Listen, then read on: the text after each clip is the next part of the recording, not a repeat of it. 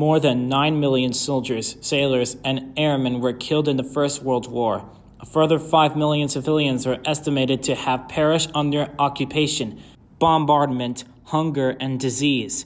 The mass murder of Armenians in 1915, and the influenza epidemic that began while the war was still being fought were two of its destructive byproducts.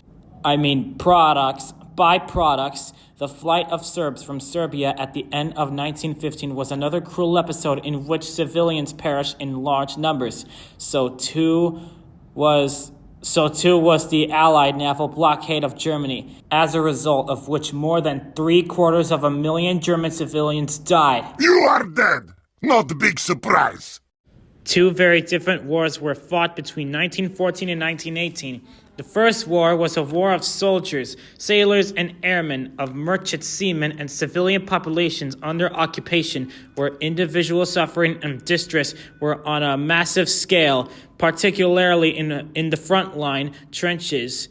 The second was a war of war cabinets and sovereigns of propagandists and idealists, replete with political and territorial ambitions and ideals determining the future of empires, nations, and peoples are as sharply as the battlefield. There were times, particularly in 1917 and 1918, when the war of armies and the war of ideologies combined, leading to revolution and capitulation, and to the emergence of new national and political forces. The war changed the map and destiny of Europe as much as it seared its skin and scared its soul.